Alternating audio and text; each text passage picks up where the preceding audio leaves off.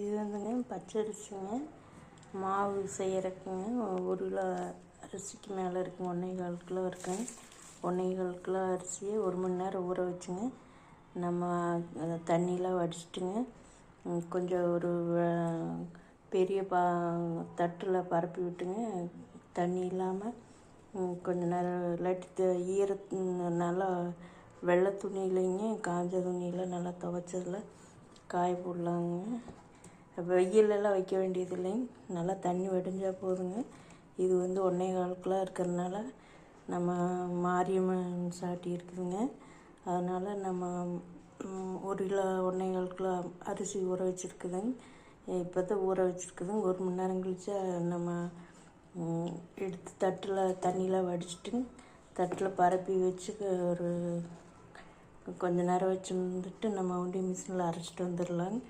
அரைச்சிட்டுங்க நம்ம 1 கிலோ அரிசிக்கு 3/4 கிலோ மண்டை வெல்லம் நம்ம தட்டி பாகு காய்ச்சிங்க ஏலக்காய் போட்டு தட்டி நம்ம சாப்பிட்றதுக்கு மட்டும் நம்ம மண்டை வெல்லம் அரிசி மாவு வச்சுக்கலாங்க. அஸ்கா போட்டு ஒரு 3 டம்ளர் மாவு எடுத்து வச்சுக்கிட்டோம்னாங்க நம்ம வெள்ளை அஸ்கா போட்டு பாகு காய்ச்சி ஒரு டம்ளரு அஸ்காவுக்குங்க 3 டம்ளரு மாவு எடுத்தோம்னா சரியாக இருக்குங்க. பாகு ஒரு கம்பி பதம் வந்தோடனே நம்ம எடுத்து நம்ம தனியாக அந்த 2 மாவும் ஒரு பிள்ளையார் உள்கட்டைக்கும் நம்ம மாவு செஞ்சுக்கலாங்க.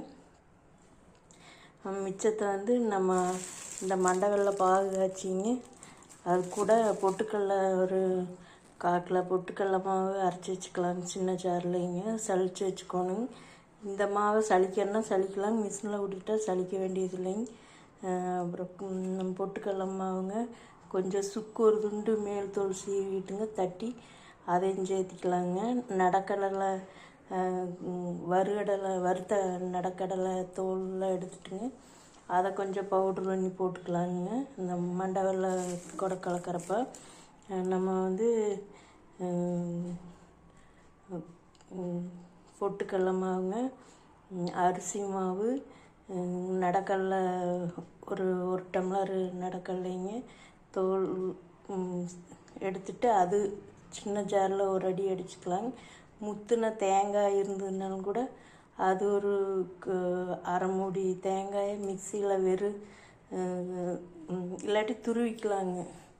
துருவிட்டுங்க லேசாக வடைச்சட்டியில் வறுத்துட்டுங்க வெறும் தேங்காயை வறுத்துட்டு அதையும் கலக்கலாங்க. சுக்கு அரிசி மாவு இது எல்லாம் கலக்கி வச்சுட்டுங்க அப்புறம் நம்ம இந்த மண்டை வெல்லம் கொஞ்சம் பாகு ஒரு கம்பி பாகு சும்மா ஒரு 10 நிமிஷம் கொதிச்சா போதுங்க. ரொம்ப பாகு முருவி விடக்கூடாதுங்க.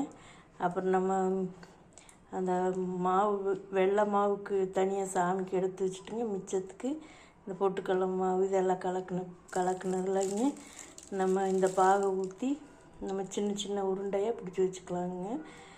சாப்பிட்றதுக்கு நமக்கு அது ஒரு வாரத்துக்கே வருங்க. அந்த மாதிரி செஞ்சு வச்சுக்கலாங்க. அந்த சர்க்கரை போட்டு சாமி செய்கிறது 2 அச்சு மாதிரி வருங்க. ஒரு கொழுக்கட்டை மாவுக்கு ஒரு 3 டம்ளர் மாவு எடுத்து வச்சுக்கலாங்க. இப்போ தான் ஊற வச்சுருக்குதுங்க. அப்புறம் செய்கிறப்போ இதுக்கு முன்னாடியே வீடியோ போட்டிருக்குறேங்க மாவு எப்படி செய்யறதுன்னு தைப்பூசத்துக்குங்க. அதில் அந்த வீடியோவில் இருக்குங்க, முடிஞ்சால் போடுறேங்க.